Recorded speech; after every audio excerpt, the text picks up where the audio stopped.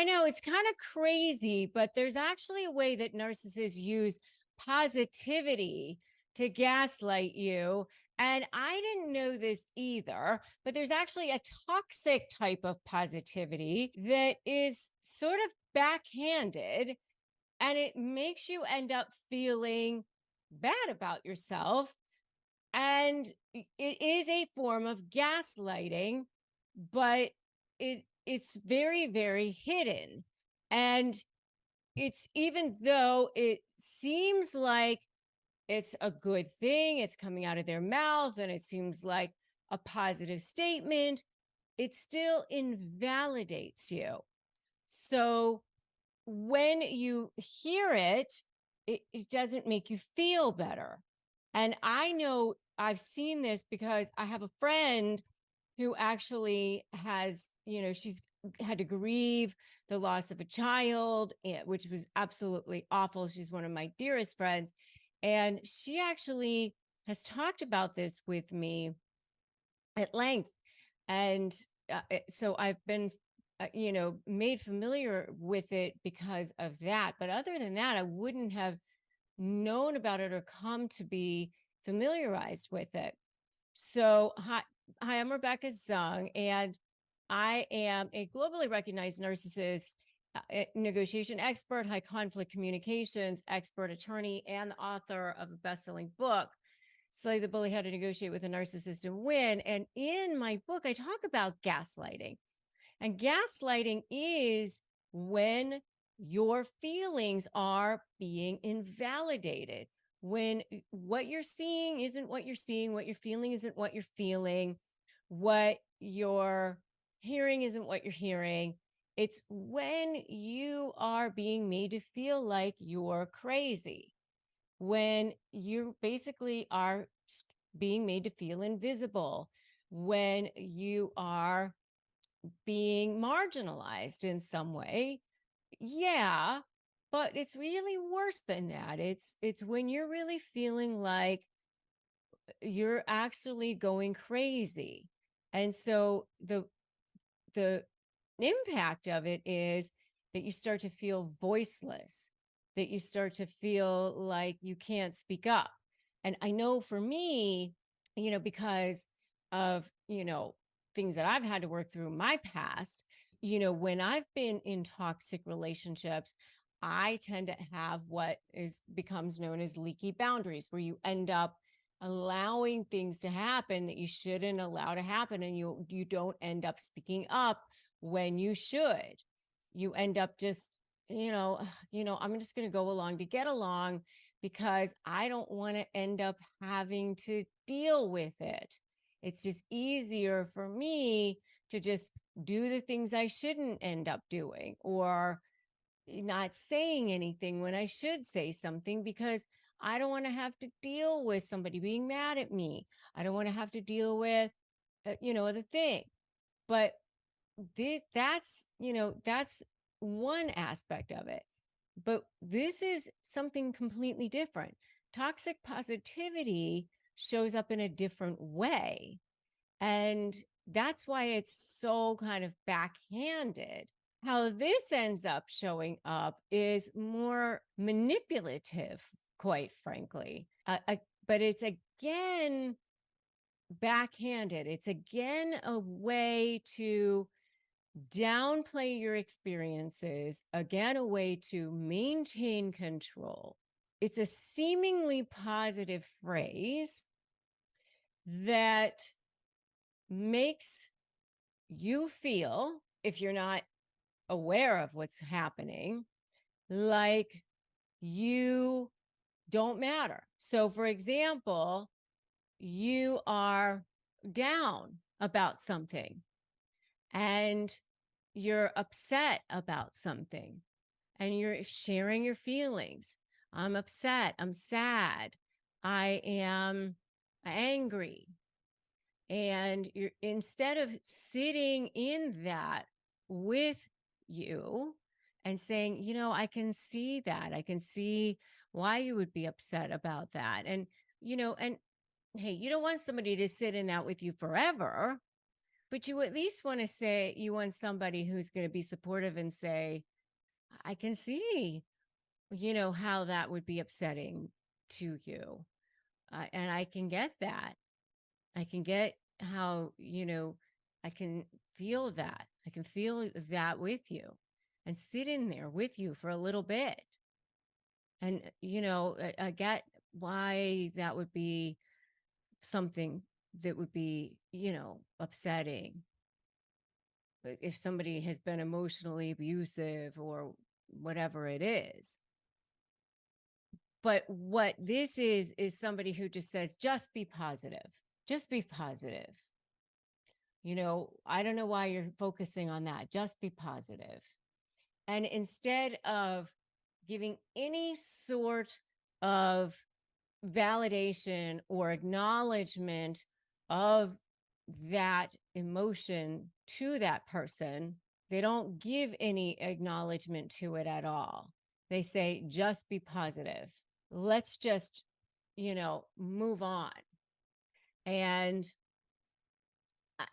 what that does is, and yeah, while it seems harmless to some extent, it also silences you, and it doesn't validate you at all.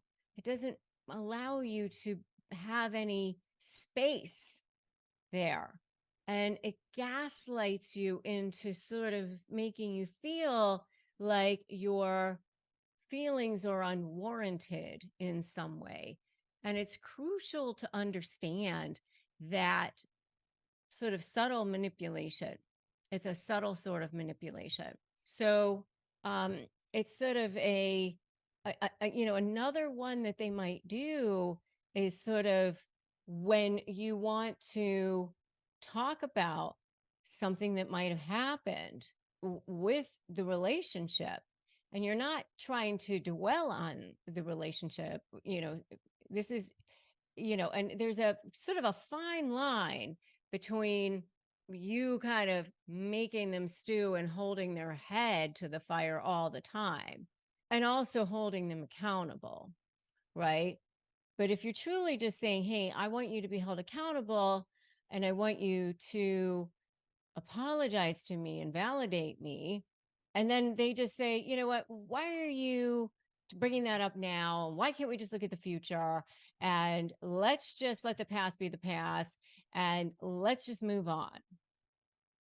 Because that's another thing that a narcissist will do. Let's just let the future be the future. Let's just be positive. Let's just look on the bright side. Look on the bright side. That's another thing that they might say. An uplifting phrase that seems positive. Look on the bright side. It's an uplifting tool. It appears positive, right? It's a tool for gaslighting sometimes. They divert attention away from the real issues. And it makes it challenging for you to address core problems. Why are you focusing on the negative all the time? Let's just look on the bright side, because it doesn't allow you to have your feelings. Another one that they might say is good vibes only. Good vibes only. That's just great. But if it's being used to suppress any concerns that you might have, it's great. Okay.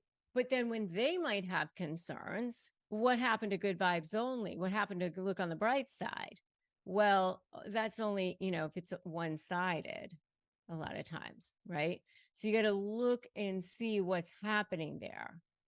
Understanding and recognizing when this might be happening is a really, really important step to reclaiming your sense of well-being and really being able to take a step back and take a step at understanding that this is a form of gaslighting, that it's toxic positivity, because it's a form of invalidating you and invalidating your concerns and invalidating that you matter as a human being. And it's a form of diversion. It's a form of diversion away from the true issue, which is maybe, again, getting them to take responsibility for their actions, right? And by the way, if you haven't subscribed to this channel, make sure you do that now, because we do give tips and resources on this sort of thing on a regular basis. So make sure you do that now, because I want you to have the help and support that you need.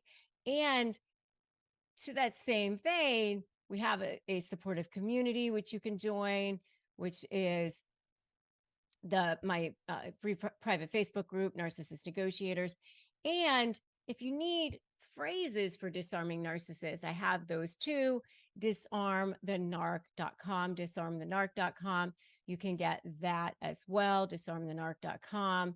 And so make sure you grab those free phrases for disarming narcissists to help you, something that you can use, tips and tricks, something, a resource that you have at your fingertips also. So, it's good to have positivity, of course, and certainly you don't want to be a person who's sitting in the mud and in the doldrums, or, being negative all the time. But, you also don't want to be having your feelings invalidated.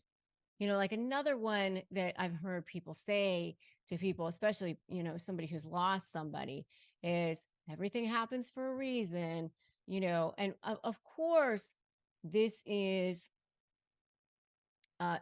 sometimes it's people that just don't know what to say. Sometimes people just maybe just say this without realizing what they're saying. But sometimes narcissists use it again to dismiss your pain and struggles. And sometimes they use it as a weapon to manipulate. So you just have to understand, is it somebody who's really trying to be harmless, or is it somebody who's trying to invalidate you, invalidate your feelings, invalidate what's happening? Right. And I would love to know what you guys have seen, what kinds of toxic positivity you might have experienced as well. Let me know in the comments. Just throw a comment below. Oh my God, I've seen it.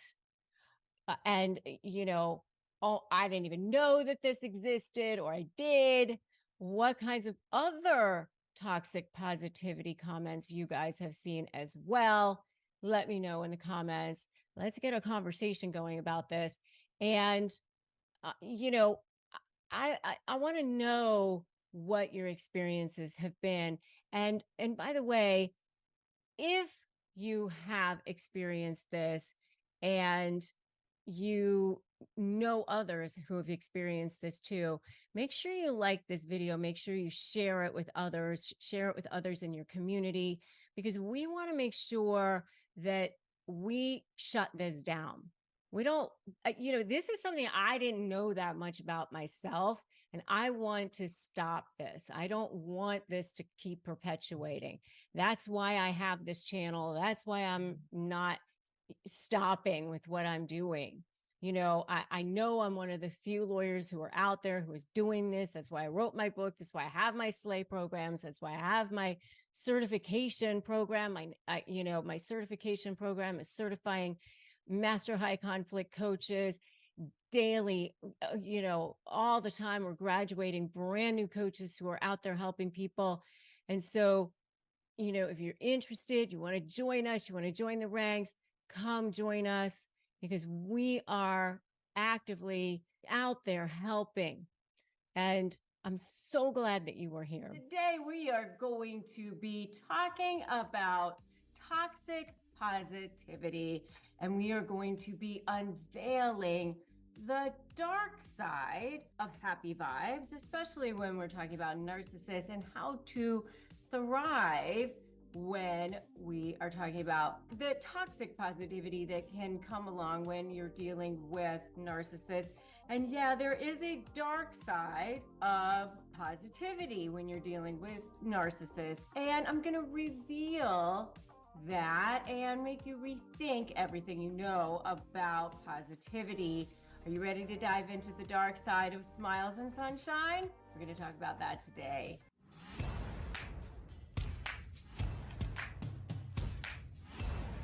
All right, so welcome back to my channel. I'm Rebecca Zong, and I am a narcissist negotiation expert. I'm also an attorney. We talk about how to overcome everything dealing with negotiation and high conflict personalities here on this channel. I've written a book, Slay the Bully, How to Negotiate with a Narcissist and Win. I've written several books, but that one just recently hit the USA Today bestsellers list. And if you haven't subscribed to this channel, I invite you to do that now. Toxic positivity, it sounds counterintuitive, doesn't it? Positivity is generally a good thing, but when it becomes toxic, it can be damaging. How can it be damaging? Well, sometimes when you are feeling like you just want to share things that are going on with you with other people, and you really need support from somebody, you don't need somebody to be pushing you back into the lion's den or putting you in a position where it can be damaging for you or not acknowledging your feelings. And that's what toxic positivity ends up doing. So let me give you an example. It's almost like a form of gaslighting sometimes, or it can be a form of really emotional abuse sometimes. Sometimes it's inadvertent, sometimes not. But let me illustrate this with an example. So there's a new mother or something who just says, oh my God, I'm really, really tired. I'm just so tired.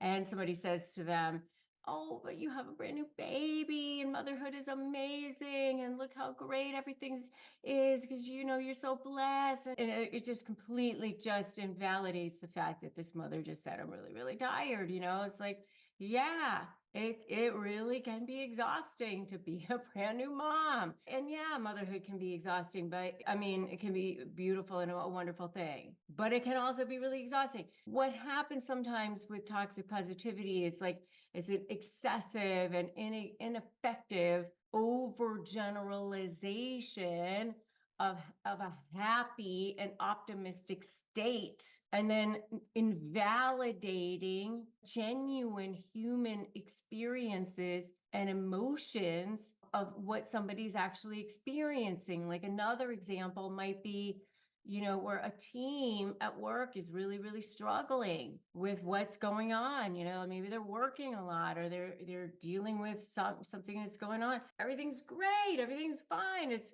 you know, look at the bright side. We've got so much work and we're going to do so great this year, or whatever.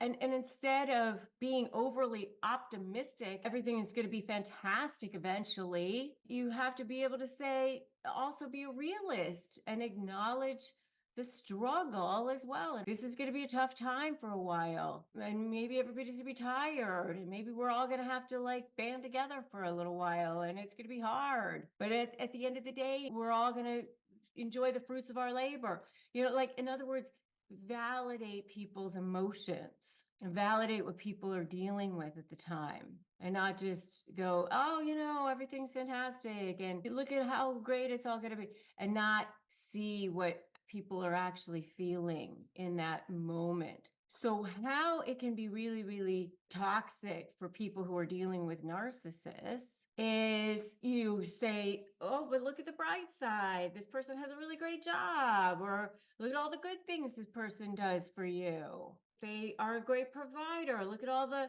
nice things this person does for you. Do you really want to break up your family? Everybody has a light inside of them. Everybody has a good side to them. Look how much he's trying. You just have to forgive. Those types of people can actually be more toxic when they don't see what's really going on behind the scenes. And they can actually really be much more damaging to the person because they don't know how emotionally damaging this person is to the person who's dealing with the narcissist behind the scenes. They don't know. They don't know how hard it is for that person who's been gaslighted for years and years, who's been dealing with the emotional abuse, how hard it is for that person to finally get to the point to maybe separate themselves. And that's the person who's actually enabling that narcissist without even realizing it. A flying monkey to the narcissist without even realizing it. That's the part that's really scary. And now you're actually victimizing your friend. It keeps the narcissist going. The coping strategy that you need to have, it's crucial to acknowledge and validate your own emotions and remember that it's okay to not be okay, number one, and realize that your emotions matter. Before we go on, I want to hear from you guys. Have you ever experienced toxic positivity? If you have, I want you to drop a comment below. How did it make you feel? Share your thoughts. Let's create a space here for open and honest communication.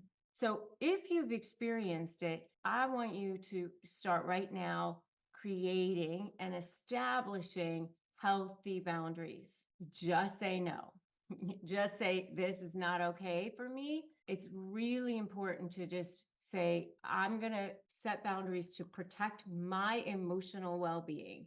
Put that invisible fence, I always say that invisible boundary down around you and just shield yourself and just say, you know what? This is not okay. I recognize that this is not okay for me. I'm going to establish authentic connections. There's a quote from Rumi that says, set your world on fire, seek those who fan your flames, connect with others. So the next thing I want you to do is connect with others, seek authentic connections. Connecting with others who understand you and accept your authentic emotions is critical and crucial. So I want to help you break free from the chains of toxic relationships, break free from those toxic relationships. If you haven't subscribed, make sure that you subscribe to this channel, hit that notification bell. It is really, really hard. Sometimes people are trying to be helpful, but they're just not helpful. And the problem with these toxic sayings disguised as positivity is, even though they're meant to be helpful, and I think sometimes people just don't know what to say, it's actually ends up making people feel worse. It's really important that we're conscious of what we're saying to people, especially if you're in a toxic relationship, because even though I think maybe trying to help people, sometimes they don't end up being able to come out of these toxic relationships because they end up feeling more shame, more hurt, more pain, and they end up being victimized twice. And I know for me, having been in a relationship with a narcissist personally, it was even worse for me, because you end up feeling like everybody thinks that this person is great and wonderful and charismatic and charming and all of these things. And so I might as well not say anything, because I guess everybody else just thinks that they're a certain way. So you end up hurting this person more than helping them by saying these sort of toxic things, that are not actually helpful. It ends up resulting in shame, suppressed emotions, it minimizes their feelings. It ends up actually being worse. And, while you're maybe trying to be helpful, it's just actually not helpful a lot of times. So, here are some things that I think I know I heard sometimes when I was dealing with a covert narcissist. I had a covert narcissistic business partner, and, I've been in relationships with some other narcissists as well along the way. And I can tell you that some of these things just didn't help. So, one of the things that I heard that I found to be not helpful was, well, that doesn't seem so bad. They definitely seem so nice.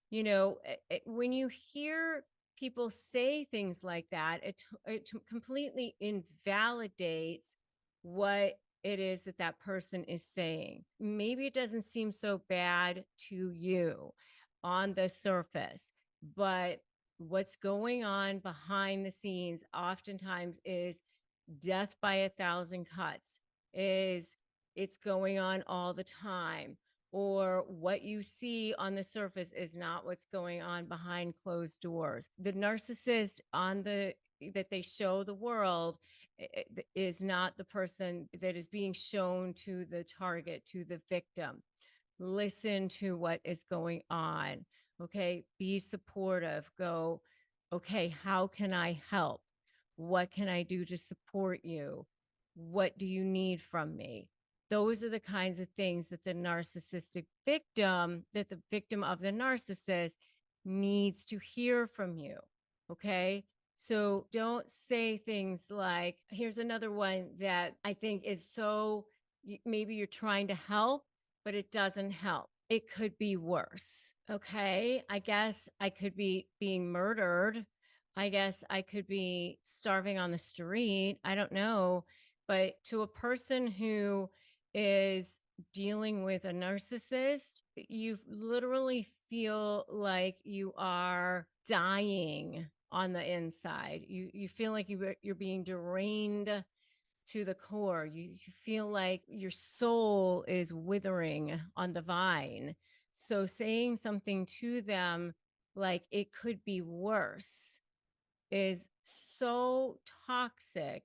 And yes, it seems like you're trying to say something that's helpful, but it's not helpful. Another one that maybe you're trying to say that's helpful, but not helpful is, well, that's just the way he is, or that's just the way she is. That's not helpful either. Another one that you could say is, you're so strong, or you can do it, or you've got this. That's not helpful either, because that person who is dealing with that narcissist, they may seem strong, or they may be strong in other ways in their lives. I'm a lawyer, and I was very strong in many other aspects in my life. And when you're dealing with a narcissist, they literally attack every aspect of your brain. It's traumatizing. This person is in trauma, and to just say things like that are just pat, easy, that sort of thing, it's just not helpful, because that person just doesn't feel like they're strong in that moment. They don't feel like they are themselves. They don't feel like they can do it. And if they're sharing with you what's going on, it's a big deal for them. It's a big deal for them to be vulnerable. It's a big deal for them to have the courage to share what's going on. They need that validation from you. They need to hear from you. I can see that you're stressed. What can I do for you? This seems like it's really hard. Describe more. I'm listening. Maybe I can help. They want to feel like, oh my gosh, that sounds horrible. They want to feel validated. They want to know that you're there. That's the kind of thing that they want to hear from you, not minimizing. They want to feel enforced, supported, lifted, those kinds of things. All right. So toxic positivity does not help these people, does not help targets of narcissists, does not help the victims of narcissists. And I can just tell you this from having been there. And the problem is that most people don't understand narcissism. They don't understand who it is that they're dealing with. They don't understand covert narcissists, especially because the coverts to the rest of the world seem so wonderful and so nice. And everything they do, it has this plausible deniability where they cannot be touched by it. No roads lead back to them. And they seem so nice and so wonderful on the surface that everybody else in the world just thinks, that just doesn't seem to add up. I'm sure it was inadvertent, and, you're probably overreacting, and it just doesn't help that person who's really trying to figure out what's going on and is so confused by what's going on. So, saying things like, well, everything's going to be okay. Everything works out for, in the end. And I'm sure you're going to be fine. And, things like that. And trying to just these platitudes that are just kind of going to cover it up don't end up helping. So being there for them, listening, supporting, all of those things, that's what they need. If you are dealing with this, I want you to put in the comments right now, my feelings matter because they do. That's the thing that I want you to know. Your feelings do matter and you need to be heard. Fed up with narcissists walking all over you? Sick of everyone believing their lies while you're paying through the nose in attorney's fees? What if you could hold all the cards for a change? Hey, I'm Rebecca Zung. I'm a top 1% trial attorney, a USA Today bestselling author, and I've spent my entire career helping people slay narcissists in negotiations, most recently through my proven slay method. What if your suffering could become your superpower? Imagine turning all that pain into power, not just for you, but for others too. This is your chance to take back control. You can finally win. Become a high conflict negotiation certified coach. Help others while transforming your own life and do good for the world. This is your chance. Go to RebeccaZung.com/apply and I'll show you how to turn the tables for good starting today. Okay, so now we are going to be talking about 21 gaslighting phrases and 10 gaslighting techniques. This is a favorite of all kinds of narcissists, whether you are dealing with a covert narcissist, a grandiose narcissist, or a malignant narcissist. All narcissists use gaslighting techniques. What is gaslighting? First of all, let's define gaslighting before we even get into this. Gaslighting is when narcissists are trying to make you think that you're crazy.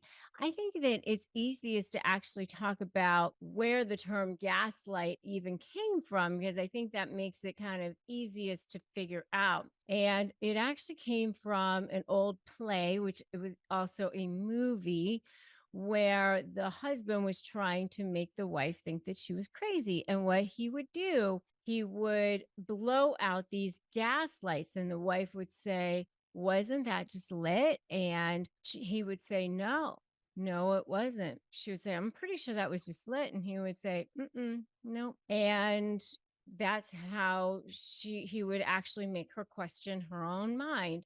And that's what gaslighting is. That's where the term came from. It's to make you question your own mind.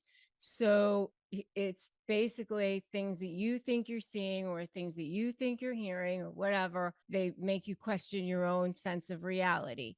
So it happens in many different forms and many different formats, but that's where it comes up. So number one, for example, is I never said that. I never said that. So literally, they will say things like, "We'll pay you back on the rent that I borrowed from you on this money. I will borrow money from you and then, I'll pay you back." Then you go to ask them for the money back and they'll say, "I never said that. I never said that I was going to pay you back, or I never said that I was going to pay you back in this way or on those terms, whatever.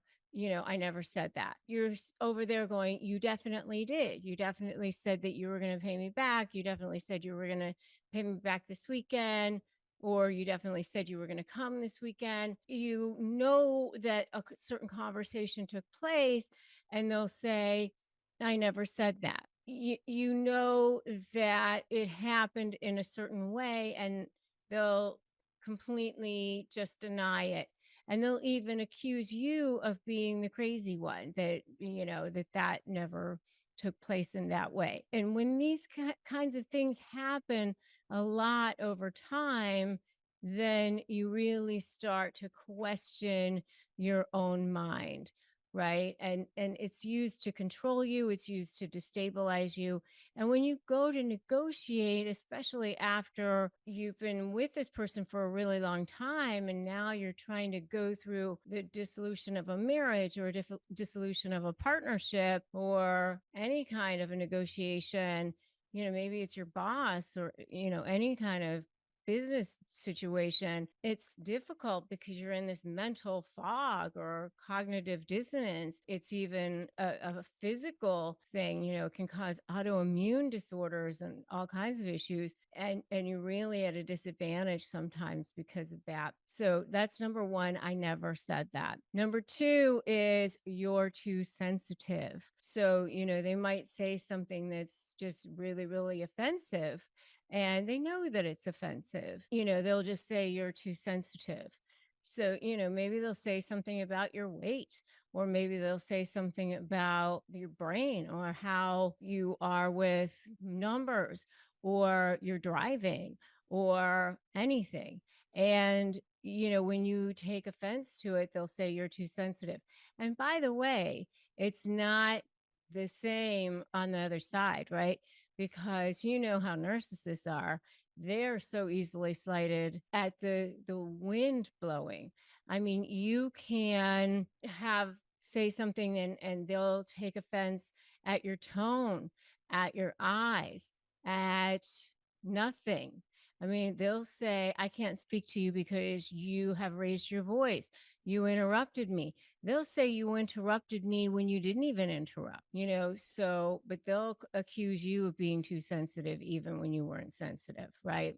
So that's number two. Number three is they'll say, it sounds like you don't really know what you want or what you need right now. They accuse you of these things because you do know what you want or you do know what you need, but they do these kinds of things because, or they say these kinds of things because they don't want to get into a conversation where you are asking for something or you are needing something.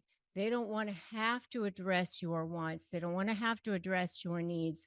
So they actually turn things around to make it so that they make it seem like you're crazy or you're delusional. It's a way of shifting the conversation away from having to address anything about you because they most certainly do not want to have any kind of deep conversations or conversations where they're going to have to be on the hook for having to be there and be available for you. So that's why they'll say things like, you don't really know what you want. You don't really know what you need. They know that you know exactly what you want or what you need.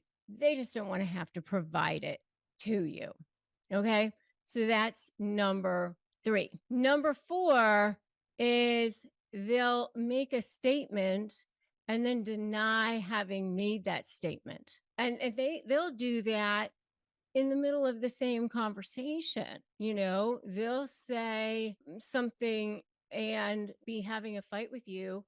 And in the middle of that same conversation, deny that they said something. It's extremely frustrating because you can say you literally just said something and then they'll say I didn't just say that, or they'll accuse you of saying something that you didn't say. Oh, you just called me a loser. I never said that, and you can say, I never said that. And oh, I just literally heard you say that. You get into these ridiculous conversations with them, but they say that, right? And they'll literally get into these conversations with you, or they'll deny proof of something even if you have proof of its existence. Like you can say you said this and you can show them a text message that they said something and they'll literally say I didn't say that. I've had this conversation with courts, where I've had a narcissistic attorney on the other side. And I've had the transcript where they literally said something in court and they've said they didn't say it. It's absolutely insanity, but they will do that. So that's number 4. Number 5 is don't be so dramatic. It doesn't mean anything. Don't be so dramatic. It doesn't mean anything. This is where you might see a text message that it looks definitely really suspicious, like miss you, or there's, hearts and, something that definitely looks inappropriate or something like that. Or you might see photographs or something that looks inappropriate or behavior that looks inappropriate where they're, having a relationship with somebody else that they shouldn't be, anything like that. Don't be so dramatic. It doesn't mean anything. I don't know what you're talking about. You don't know what you're talking about. You're making too much of this, things like that. So that's number 5. Number 6 is you're just imagining things. Just go to sleep. We'll talk about it in the morning. They don't want to have a conversation right now, so they push it off because they think that if they push it off, you'll forget about it. It's a conversation that won't have to happen. So, just go to bed. You'll have a clear head later and, just pat you on the head. You're being over dramatic. Just go to sleep, go to bed. We'll talk about it later, that kind of thing. So that's number 6, go take a breath, go meditate, take a few days, that sort of thing. Like you're just making too much of it. Go take some time because you're just making so much of this that you probably just need to take some time. So that's number 6. And number 7, it's just a joke, or they'll just add ha to the end of something. They'll just say something that's just completely mean, absolutely awful. And then they'll just be like, oh, ha, I know somebody who was like, that was like their signature. They'll say there's something that was absolutely awful and then just add ha to the end of it, which is so horrible. Like they think that was like their get out of jail free card, right? Just adding ha to the end of things. Number 8 is you're the problem, not me. So, they don't ever want to think that they're the ones that have the problem. Number 9 is I don't like when you brought this up or how you brought this up. That is such a classic one. It's that project and deflect, kind of, diversion thing. It's just never a good time. Why did you bring that up now? Why do you bring that up now? And, or I don't like how you brought that up. Your tone was bad. You interrupted me. It's a bad time. It's a diversion thing to put it back on the other person, because then we don't have to actually talk about it. So that's the whole thing. You bring up these suspicious text messages or whatever. It's like, why are you bringing that up now? Or what? Now I don't like the way your tone is. Now you're interrupting me. Now it's too loud. Or now it's too hot in the room or whatever it is. It's all about you. Okay. That's number 9. Number 10 is okay, let's just forget about all of this and let's just think about our future. Let's just start over.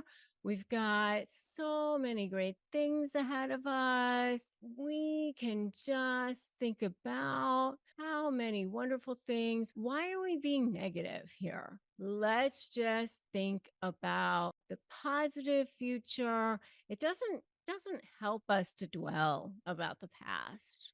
Okay. Let's just forget about all of this and start over. Okay. So that's number 10. Number 11 is I'm not angry. They will literally rip and tear into you. You're afraid for your life. And then you ask them, why are you so angry? And then they'll say, I'm not angry. And you're literally like shaking, and they'll say, I'm not angry. I mean, it's almost scary sometimes, So that's number 11. Number 12 is, this is why no one likes you. This is one of those, to make you think it's all about you. You're the one that has the problem, no one else, to isolate you, to make you think you're the one who has the problem, not them. So this is why no one likes you. And this is one of the worst ones, because normally you also have your own core wounds, and so it really speaks to that, and it makes it so much worse. So this is why no one likes you. So that's number 12. Number 13 is, can't you take a joke? Can't you take a joke? Come on. Kind of comes back to that ha thing. So that's number 13. And number 14 is, let's forget about all of this. That's that future faking thing again. And number 15 is, you're reading way too much into this. It's again your fault. Number 16 is, stop being so insecure. You're the one being so insecure. Number 17 is, I'm sorry you feel that way. I could do a whole video on faux apologies, which I have done, which you can definitely check out my other videos on narcissists. So, faux apologies. Do narcissists really apologize?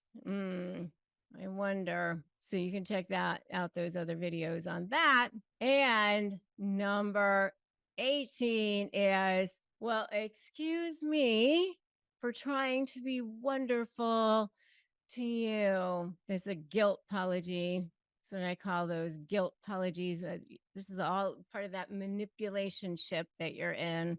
Remember, everything a narcissist does is a manipulation. Everything they do, even when they love bomb you, it's a manipulation.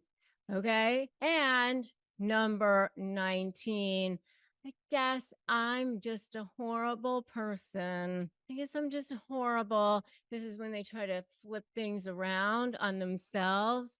When you're asking for something, when you're trying to get them to feel anything about you, it's, I guess I'm just horrible. They turn it on themselves to be a victim. And then number 20, no one else loves you like I do.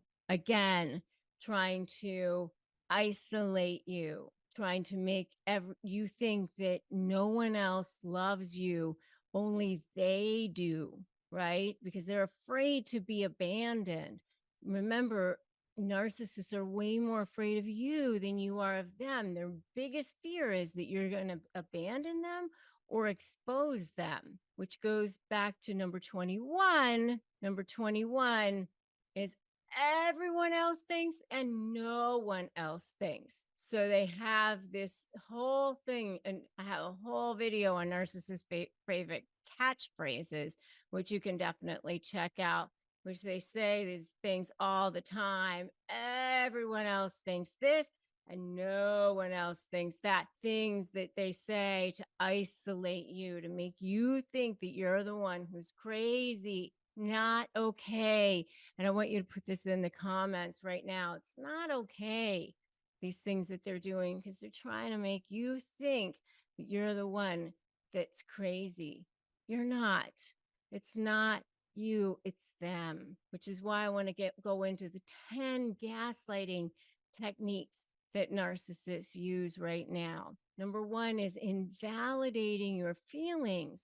Invalidating your feelings so that you think that you're, not so sensitive. Don't be so sensitive, right? Invalidating your feelings. Number 2, making you think that you had conversations that didn't take place. We talked about that and you agreed, don't you remember? You know you didn't have that conversation. If you know you didn't have that conversation, stand up, say, we didn't have that conversation. It's okay. You can say that. Number three, they take bits and pieces of conversations and then redesign them into new truths. So they fashion like parts of conversation and then say, oh, we talked about parts of that, and then they kind of make that into new truths, right? And that's not okay either. Number four is they isolate you by using those absolutes. Remember, everyone else and no one else. Not okay. Not okay. Remember, put that in the comments. Not okay. Number five, isolating you by making you think that you're not lovable. I'm the only one who truly loves you. Your family doesn't really love you. Your friends don't really. Therefore, no one else would ever love you either. That's not true. And that's why you really do need a support system. That's why you really do. And that's why you really do need phrases for disarming narcissists, which I have for you. You can get at disarmthenarc.com. Make sure you go to disarmthenarc.com, grab my free phrases for disarming narcissists, and you need a support system, by the way. So I have that too, which is Narcissist Negotiators with Rebecca Zung. That's my free private Facebook group. Make sure you join that too. Okay. And I also have a sponsor on this channel, which is BetterHelp, which you can go to betterhelp.com/Rebecca Zung and get the help and support that you need. We receive commissions when you sign up with them. It does not cost you any extra. We just want you to have access to the help and support that you need. So, number six is making conversations and then making themselves out to be the victim of those conversations. Like, I guess I'm just horrible, reversing that conversation, right? When you're trying to get them to see your side or have any feelings about you at all. I'm just the terrible one, reversing that.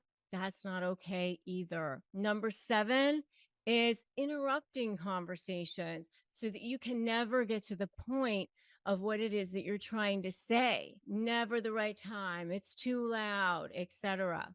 So that's number seven. And then number eight is never taking responsibility by, wanting to take to just move on, future fake you, move right to the new thing and just forgetting about the past. That also invalidates your feelings and doesn't give you a chance to heal and feel acknowledged and feel valued and show them that you matter, right?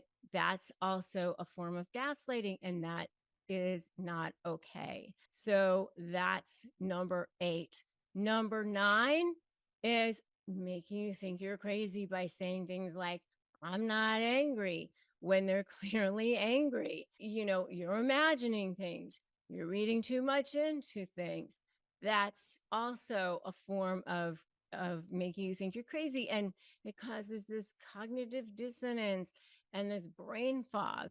Okay, so that's number nine. And number 10 is taking a lot of the focus off of what's going on with what they did by making a lot of noise around your behavior, blowing things up around your behavior and accusing you of all kinds of things when you didn't do anything. But they make a lot of noise around what you're doing because they want to take the focus off of themselves. So let's say somebody feels like they are a victim of a narcissist and they're never going to be able to get past that. They can never win. They can, my life is horrible. I can never get out of it. I'm stuck in this situation. I in fact, I love this person and I can never get over this person. I'm never going to be able to get out of this situation. What do I do? I would say first thing that's going to be a very challenging question to ask yourself, and this is not an easy question, especially when you're doing in this capacity in this conversation, right? Is first question you got to ask yourself is actually what am I getting in holding myself in this emotion around this narcissist? Why am I staying in this emotion? Not why am I staying in this relationship? Why am I staying in this emotional state? Why am I choosing this emotion right now? Because that's going to give you a metacognitive awareness, and then it's just going to make you aware of why you're actually making that decision to actually choose the emotion of it.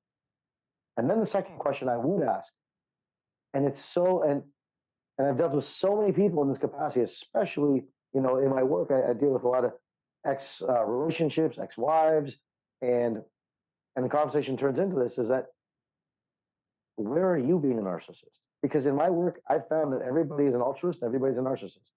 If I start asking the question, where are you being narcissist about this? Is your victimhood part of your narcissism? Because being a victim could be a reason that you're holding on to a story. It's just the opposite side of the spectrum, but it could be part of the narcissistic process you're holding on to. Because one could express it in the form of anger, one can also express it in the form of shame, depending on the individual. So you got to ask yourself the question: number one, why am I choosing this emotion? Number two, where am I being a narcissist? And number three, do I want to stay in this state? And number four, what action steps do I need to take? And I like the 4-step framework in that so that you can actually make a decision. I'm not saying that's going to heal or move everything in your life, but it's going to get you to open an awareness to ask different questions, to move different ways, to get you to become more aware rather than staying stuck in a victim pattern and a pattern that you may not be aware of. Because I've always said that the more awareness you find of yourself and the awareness that you create, once you have the awareness, then you have better decisions you can make. But when you're blind to the awareness, you're stuck in the pattern. You're stuck in the routine of it. So I would do that to start with that. I've helped a lot of people do that. And then they start opening their questions, start opening their mind and start saying, really, then the reality of it all kind of sets in a little bit more and the story tends to subside. Hmm. What about people who just feel like they have no money and like they can never make any money? That's a big issue for people. It is. And in my work, I found money comes down to one thing. I have a book coming out in February. It's called Wired for Wealth, a brain based approach to making money in the 21st century. And um, I will tell you something about money that money is 100% emotionally driven. And whatever you resent, you resist. And I've seen this thousands of times. Hmm. Is that if you hold on to resentment in your physiology, in your neurology, you will resent and push away money. You will push away income from coming in the door. You will push away that the dollars from coming in the door. And if you're holding on to guilt and the emotion of guilt, then what you're going to do is you're going to give away your money. And I think I've classified 5 primary emotions from pride, shame, resentment, infatuation, and guilt. And these 5 emotions run our life. Everything's a subset of these emotions. But if an individual is not 100% grateful for their past, not 100% grateful for the journey that they've come through, and they have any resentment in that, they're going to actually create issues. I was just reading an article yesterday. Someone said that there's over 300 to 500 traumas, they're calling, that people are running in their nervous system pattern. In my experience, it's far more. I think it's more. But they're saying 300 to 500 major ones. This was in Psychology Today. They were talking about this. I think it's actually more than that. The work that I do, we do 300 to 500 what I call root experiences in a day. But sometimes people have 3, 4, 5,000 that are running your system. And until we don't, here's the thing: like, it affects our health, it affects our cortisol levels, it affects our blood pressure, it affects our organic function. All this plays a factor in how our body works. We can't separate emotions from the function of our body. So it's imperative that we heal ourselves so that we can actually become healthier in the process. Yeah. How does one start to heal themselves? I think it's with real questions. I think it's with real questions. I think it's with asking yourself questions of, why am I choosing this emotion? That's one of the most basic, most primitive questions for me at least, that I came up with. But I think it's so wise. It's like I remember a moment when, maybe I must have been 21, 22 years old, and I was angry. I was super angry. I was like in a rage state, And all of a sudden, like this question, like it popped into my head. I don't know if it's happened to you or any of your listeners who are listening. I asked myself the question, why am I angry? And it was like just like this. I just froze in the middle of an argument. I just froze. I was like, why am I angry? And then I said, why am I actually choosing the emotion of anger right now?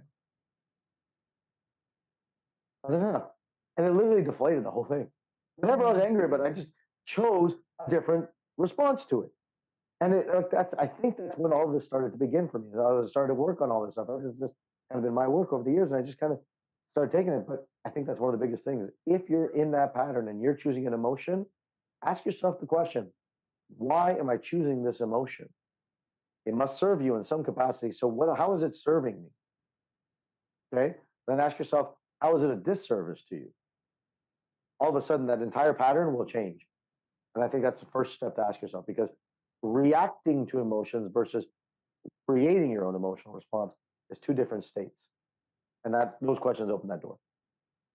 Yeah. I think, what you're really saying is taking responsibility for your own emotions, right? And, and not saying, hey, I'm angry because you made me angry, For sure. because I think a lot of times people will say, I'm angry because you did this to me, or you Right. made me angry, or you caused this to me. And what I try to say to people all the time is that, whenever you say, you know, you did this to me, or you caused this to to me, you're saying, you're a victim, or $100%.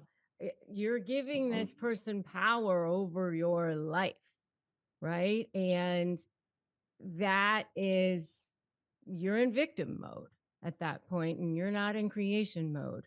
And that is, you have to be taking responsibility for your life. And that is a very hard thing to do. I love everything you just said. I could said perfect. I couldn't say it better myself. I agree with you 100%. 100%. You have to take responsibility for your emotions. If not, you'll continue to create the story of victimhood and blame everyone else versus take your own responsibility of life. Perfectly said. I agree with you 100%. Yeah. So, I mean, really, that's the first step for transformation. I agree. And I guess my methodology is the question that I'm asking is helping someone take that responsibility of that state, right? And once you say, hey, you know what, I'm gonna take responsibility, it's like losing weight. Losing weight, there's a scientific formulaic process to do this. Hormones are involved, all that stuff is involved. But if you diet, if you exercise, and you eat less calories, your hormones will rebalance and reorganize so that you can actually lose weight. This is a physiologic fact. But we blame everything else inside of it. And that makes us a victim. If we want to take charge of our life and take charge of our emotions and take charge of our relationships, you're 100% right. You've got to take responsibility consciously, not reactively. Completely agree. Right. Right. So, what is something that somebody could start to do right now at home? They are dealing with a narcissist, they're dealing with or whatever it is that they're dealing with. What's the first step that they could do at home? What's like something that you could leave them with? You know, it's going to sound so simple. And it's really like it's not this big, crazy, philosophical thing. It's not this big psychological thing. I would tell you, number one thing to do is get enough vitamin D into your system Mm, and walk. mm, Like it sounds so simple, but I'm not the guy who's like, everything is personal development, everything is thinking. Like your body has a certain response. You have to do certain things here to affect it here. And vitamin D is going to help create the red blood cells so that you can actually function and actually be able to navigate with stress in your system. The more stress your body's under, the more chaos it can create. And walking has been shown to move the energy through the body, get your blood flowing, get you to think and get your BDNF in your brain up so that when you do have to deal in that capacity, however you're dealing with the narcissist in that capacity, you're not reactive. At least you can have conscious control of yourself and not react, take responsibility of what's going on inside yourself. If you are dealing with a narcissist, you're dealing with gaslighting, because they all do it, all different forms of narcissist, no matter what kind you're dealing with, whether it's the malignant form, the grandiose form, or the covert form, they all engage in gaslighting, and especially the covert form. And if you're dealing with a covert narcissist, or you suspect that you may be, you're definitely going to want to check out my videos on covert narcissism in relationships and the covert passive aggressive narcissist. And I will drop a link to those videos below.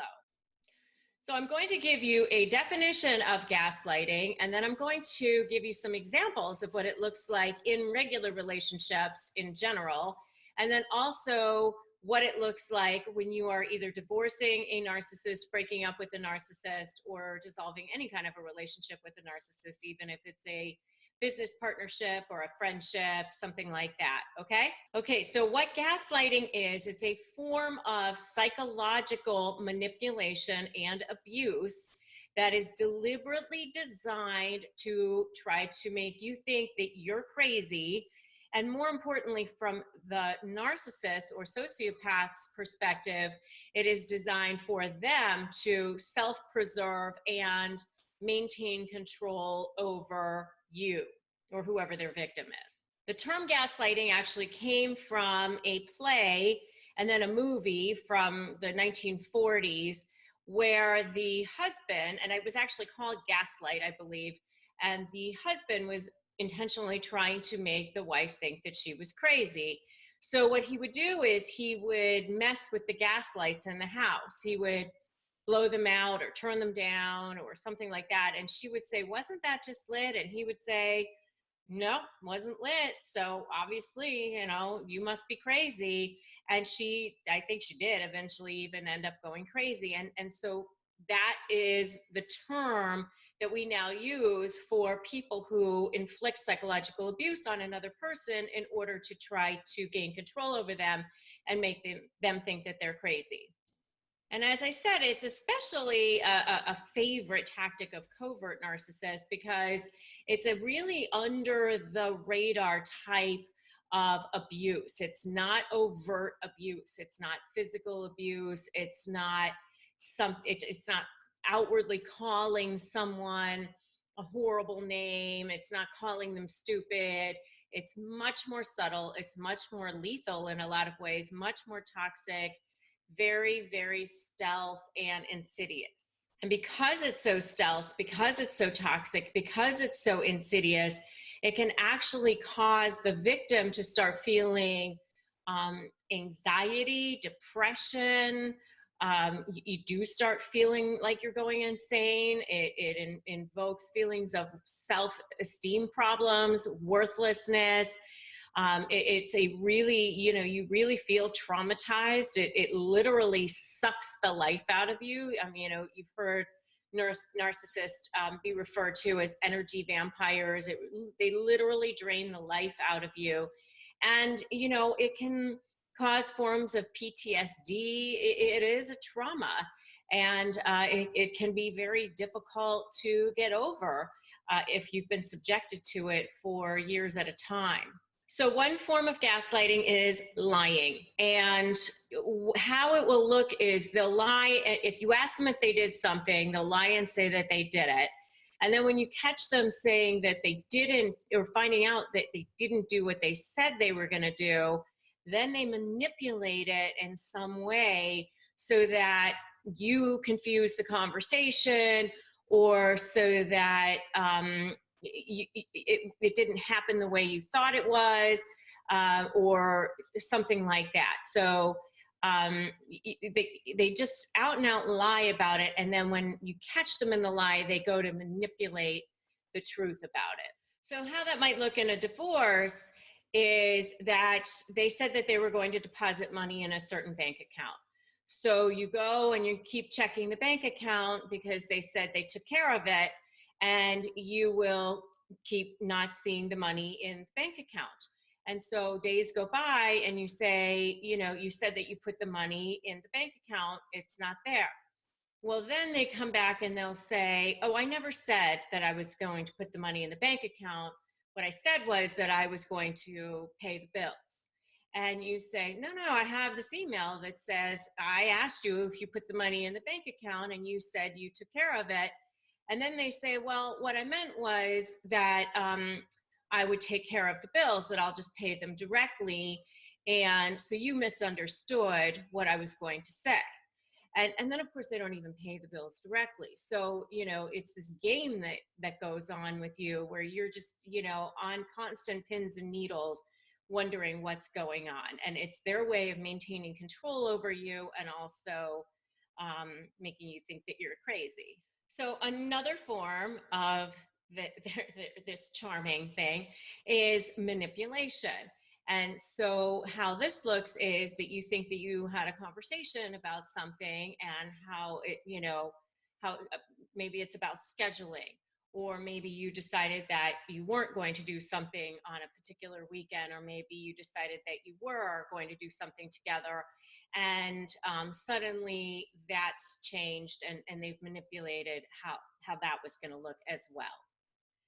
So how that might look in a divorce or a breakup situation is that they'll come to you and they'll say, here are 3 choices for how we can settle and resolve our differences and our issues. And you say, okay, I pick number 2. And then they come back and you think, finally, I'm just going to give them what they want. I can live with number 2. And you go through all of the machinations of figuring out if this is the right one. And okay, I guess I can live with that. And all right, I'll pick number 2, thinking this is finally going to be over. And then you go back and you pick number 2. And then they come back and they say, well, we can't do number 2 anymore, because number 2 only was on the table if you were going to do X, Y, and Z. And they make something up that, of course, never was part of the conversation. And now suddenly the whole deal has blown up because it was an illusory promise to begin with. It was a deal that was never going to be had, because the truth is they don't want to settle the case. They want to make your life as miserable as possible. I mean, they want to settle, they want to get as much as they possibly can. They do want to win, but they want to win in a way that is a manipulation win. It's not like a reasonable person conversation. Okay, and then the third thing is deflecting or blame shifting. And how this looks is that if you call them out on their behavior and you say, aha, like this is definitely something that you didn't do. You said you were going to send this email on this day and you didn't do it. Well, then they deflect, they blame shift, or let's say you call them out on something in the middle of a conversation, you were irresponsible. Well, they'll turn around and they'll say, I don't like your tone. I don't like the way you said that. Or you're always irresponsible because blah, blah, blah. So they deflect and blame shift. So in a divorce, it might look like this. You guys have an agreement to use a co-parenting app for all of your communications for the child. Okay. So, and then out of the blue, you get a message in the co-parenting app that says, thank you so much for agreeing to change weekends with me and give me, Johnny on your parenting time next weekend. And you immediately write back and you say, as you know, we were supposed to use our co-parenting app for all conversations around changing the schedule. And you didn't ask me about this, and this conversation never took place. And then the next thing you're going to hear is, oh, really? Really? You're so petty that we have to use an app? Really?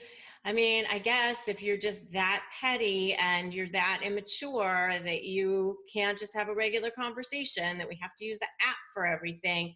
And suddenly it becomes your fault. If you are so ready to be done with these games, give me an I'm ready in the comments. Okay, so here are a couple of things that you can do about gaslighting. Remember, you are not going to stop them from gaslighting, but what you can do is shut them down in some way so that it doesn't affect you. So my suggestions are ways that you can protect yourself from what they're going to continue to do. Think of the narcissist as the wild animal. They will never be caged. They will never be tamed. Well, they can be caged, but that's a whole other conversation.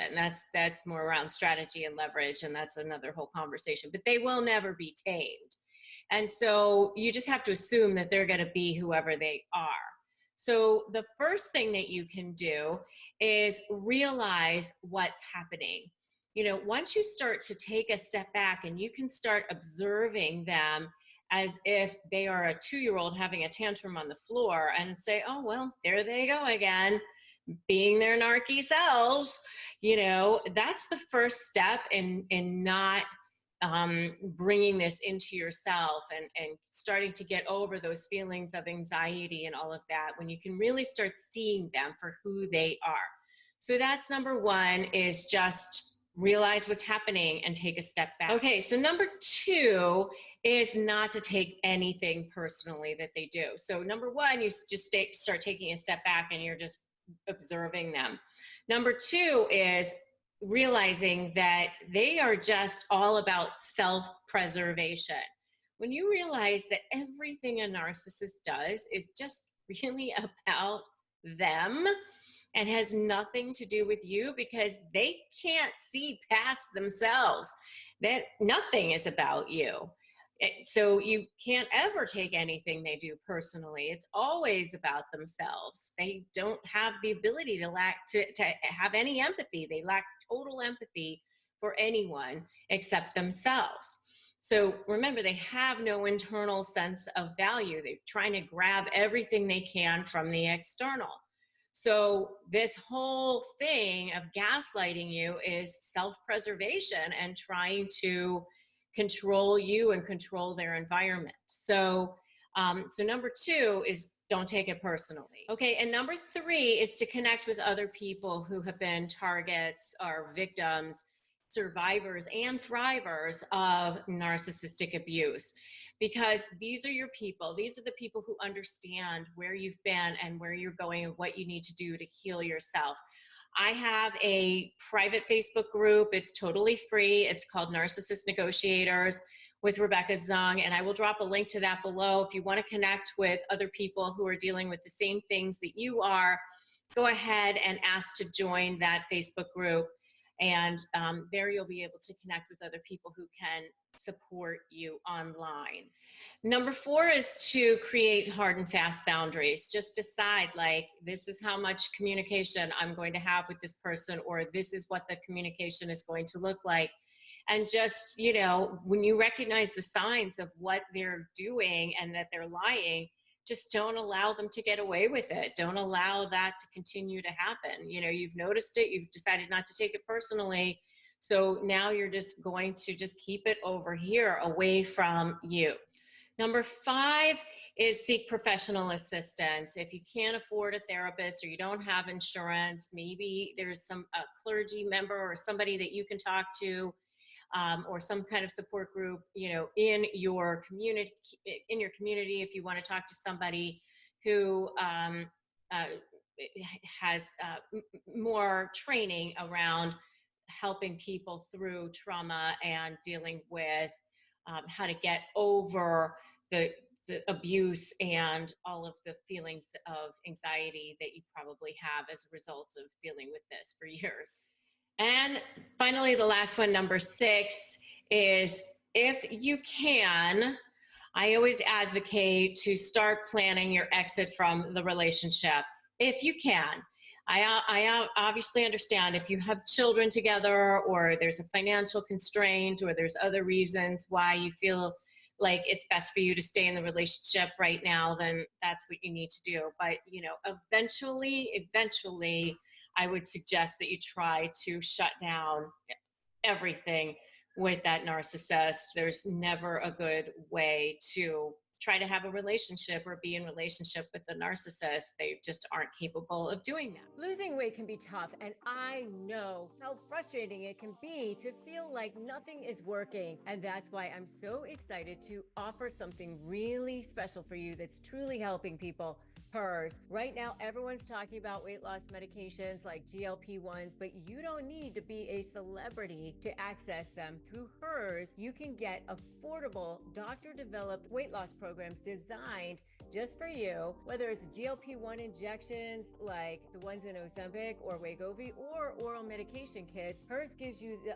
options to tailor everything right to your needs. What I love about Hers is that they make loss realistic and affordable, starting at just $199 a month with no hidden fees. Plus, you get the support of a medical provider to adjust your plan, answer questions along the way, all online and delivered right to your door. If you're ready for a weight loss solution that actually works, start your free online visit today at forhers.com/negotiate. That's FORHERS.com/negotiate for your personalized weight loss treatment options. Hers weight loss is not available everywhere. Compounded products are not FDA approved or verified for safety, effectiveness, or quality. Prescription required. Restrictions apply. So let's talk about this gaslighting thing. So narcissists love to use gaslighting.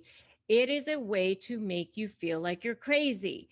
It is a word that stems from an old movie, which was also apparently a show back in the 30s. And what the premise was is there was a husband who was trying to make the wife feel like she was crazy. So he would blow out these gas lights and she would say, "Wasn't that just lit?" And he would say, "No, no, it wasn't." So that's what he did. Apparently, in the end, spoiler alert for those who haven't seen it, which I haven't even seen it myself, but apparently he ends up being onto him, which is going to be the outcome for you, whether you're dealing with them in a personal situation or divorce or whatever your situation is. Maybe it's a probate situation, maybe it's a business partner, maybe it's future clients or people that you're having to deal with in any aspect of your life. It really doesn't matter because you're going to see gaslighting if you're dealing with a narcissist. It's one of the things that they love to do. And so let's talk about gaslighting. So gaslighting, as I mentioned, is a way to make you think that you're crazy. There are many different ways that they use gaslighting. They straight up just lie to your face. They manipulate reality. They project, they deflect, they use other people as their scapegoats, or they just, try to coerce you and pressure you. However, they're using it, it's basically all the same. And they use it if they're covert, they use it if they're overt. It doesn't really matter what kind of narcissist you are looking at. By the way, if you want to know more about the covert passive aggressive narcissist, I have a whole video on that special type of person. Yeah, I had to deal with a couple of them in my own personal life, not as a husband, but people close enough to help me see the light as to what they actually look like, causing lots of drama, trauma, and chaos in my own life. And I know how horrible it is. And this is why I'm on a mission over here. I have a personal crusade, as I'm pretty sure the only lawyer on the planet who actually has a way to negotiate with narcissists. And that's why I have such a personal mission on this. Anyway, let's talk about those 8 gaslighting phrases, shall we? All right. So, number 1 is we discussed that and you agreed. Like they say that they've planned something for the weekend. It happens to be your anniversary weekend and they're going away with the boys. And you're like, "You're going away on our anniversary?" And he says, "Yeah, we are. And I already told you that and you agreed to that." And you're like, "I never heard about this trip ever." But that's the kind of thing that they do. We discussed that and you agreed. So that's number 1. Number 2 is adding "ha" or "can't you take a joke" to the end of a cruel sentence. "Oh, you're just overly sensitive. Oh, can't you just take a joke?" Adding "ha" to the end of a sentence does not make it funny, and it doesn't make it less punchy or hurtful or cruel, which they actually know, by the way, but they think that they're adding ha to it so that they get to hurt you, but they don't get to be blamed as a hurtful person. It's kind of really weird and screwed up. I know. I'm not making this up. You all know that you've seen this, right? And so give me a right in the comments if you have definitely seen this before so far. All right, next one, number 3 is changing what you're trying to hold them accountable for. So, you're saying that they were supposed to do the books at the office or something like that. They'll say, "Oh, but look what I've done. I did all of this stuff." And so they're like moving the target so that they're no longer talking about what they were actually supposed to do. I actually had this with somebody who was supposed to do some work for me, like an outside vendor, and they were supposed to help me accomplish a certain task. And when I was trying to hold them accountable for it, they just started telling me about the other benefits that I received from not even from them, but like people that they introduced me to. And so, therefore, I shouldn't look at the fact that they shouldn't be held accountable for what they were supposed to be doing. I know, really messed up. So, the next one is I never did that or said that. You're imagining things. So, something that they did or something that they said, they will say that you are imagining. Okay, number 5 is you're way too emotional. So now they're going to take issue with how you're saying it, that you're emotional, you're upset. I don't like your tone. I don't like the way you said that. You are shouting at me. And now you're just talking about that. And again, it's gaslighting to not have to take responsibility. It's about you. It's you're upset, you're emotional, you're shouting. Even if you're not shouting, even if you're like talking like this, you're shouting at them. And so now you're the one who's the problem. So, why they use gaslighting is it's a way to destabilize you, get control over you, and, make you think that you're crazy. And so that you don't see who they really are.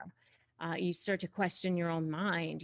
You're seriously traumatized, and sometimes, getting over that can be as bad as being deprogrammed if you were in a religious cult or something like that.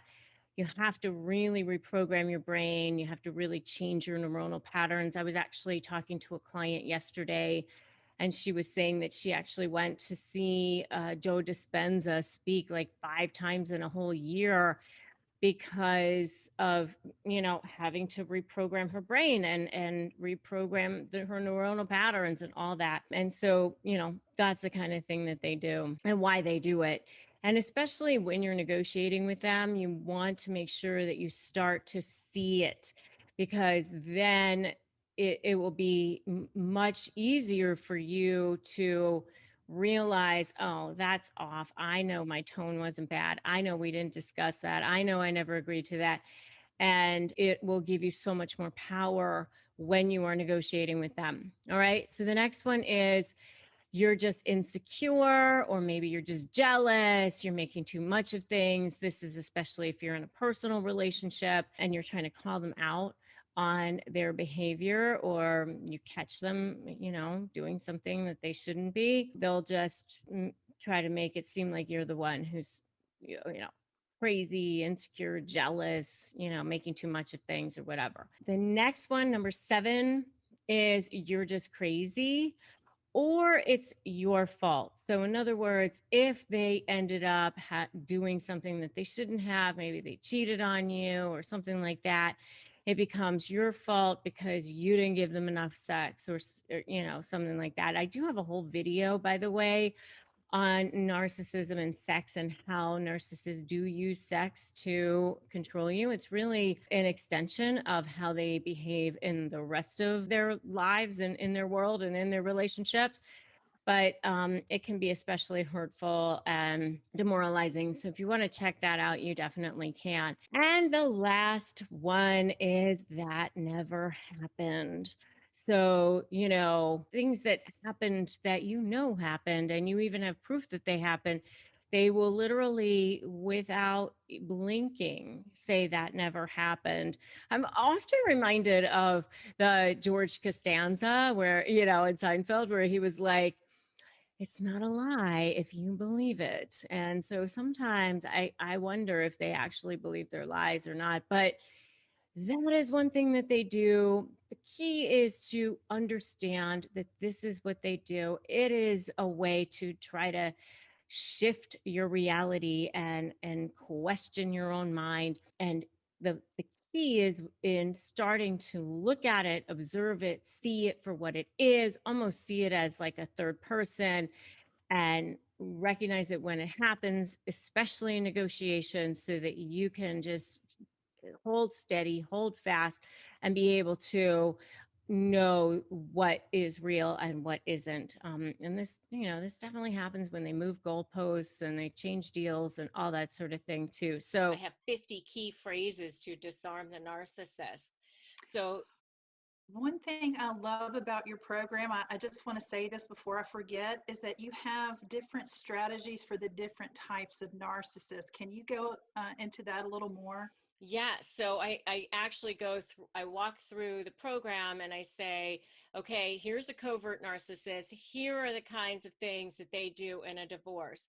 Here is a grandiose or overt narcissist. Here are the kinds of things they do in divorce. And here's a malignant narcissist. And here are the kinds of things they do in divorce. So you are going to have to build a strategy to anticipate, that's part of the A, what they're going to do, and build a strategy anticipating that. And if you don't know what type of narcissist you're dealing with, then you're seriously like a person with a little dingy boat out in shark filled waters with no oars and no way to move out of that. You truly are going to be eaten alive. And so what I created with this program is allowing people to have access, to somebody like me who, I normally charge like a $25,000 retainer, because if you're a good lawyer, people expect you to charge. You can't be a good lawyer and say, I'm a great lawyer and my hourly rate is $100 an hour. People are going to go, well, you're obviously not very good if that's your hourly rate. I mean, that's the way our system has been designed.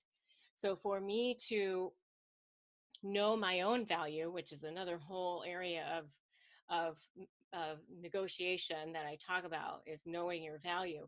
Um, and so for me to know my own value, I have to charge accordingly.